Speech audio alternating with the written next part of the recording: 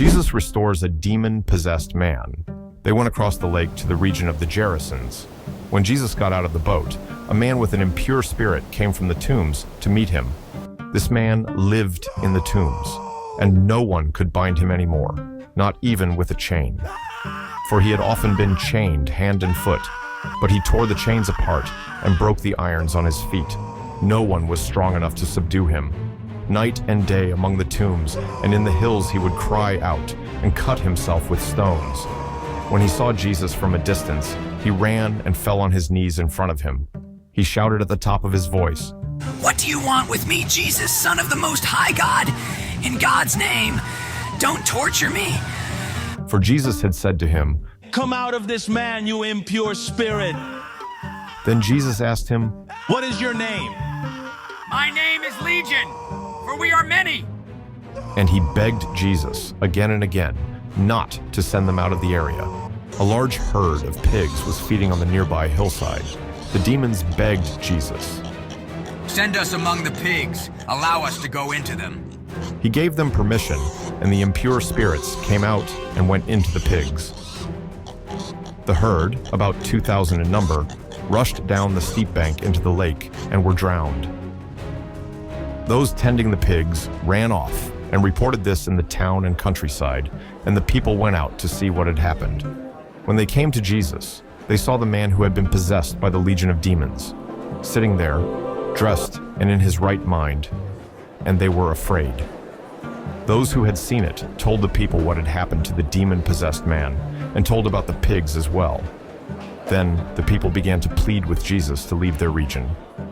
As Jesus was getting into the boat, the man who had been demon-possessed begged to go with him. Jesus did not let him, but said, "Go home to your own people and tell them how much the Lord has done for you and how he has had mercy on you." So the man went away and began to tell in the Decapolis how much Jesus had done for him, and all the people were amazed. Jesus raises a dead girl and heals a sick woman. When Jesus had again crossed over by boat to the other side of the lake, a large crowd gathered around him while he was by the lake.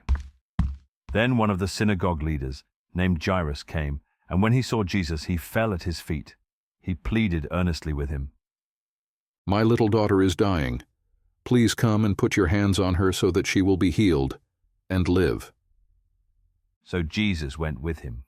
A large crowd followed and pressed around him, and a woman was there who had been subject to bleeding for 12 years.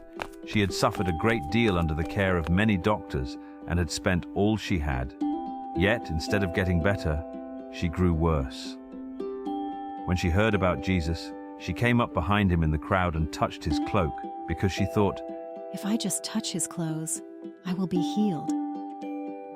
Immediately her bleeding stopped, and she felt in her body that she was freed from her suffering. At once Jesus realized that power had gone out from him.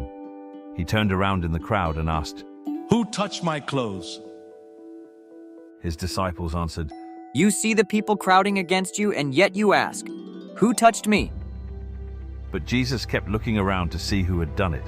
Then the woman, knowing what had happened to her, came and fell at his feet, and trembling with fear, told him the whole truth. He said to her, "Daughter, your faith has healed you. Go in peace and be freed from your suffering." While Jesus was still speaking, some people came from the house of Jairus, the synagogue leader.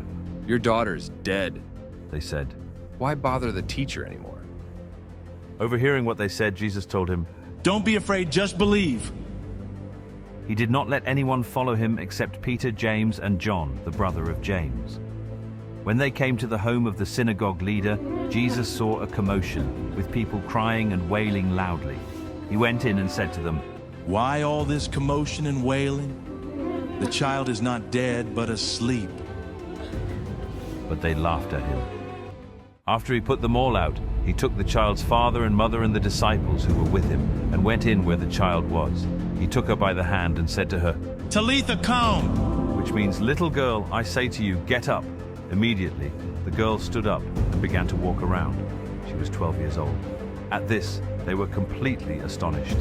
He gave strict orders not to let anyone know about this and told them to give her something to eat. At Elijah Bible Stories, Our passion is to help you connect with God's Word and deepen your personal relationship with Jesus Christ, who loves you with all His heart. In Mark chapter 5, we witness incredible moments of healing, deliverance, and restoration, each revealing the power and compassion of Jesus like never before. Like, comment, share, and subscribe to be part of this amazing journey through the Gospel of Mark. Hit the notification bell so you never miss an episode. There's so much more to discover. Let's experience the power, mercy, and love of Jesus together.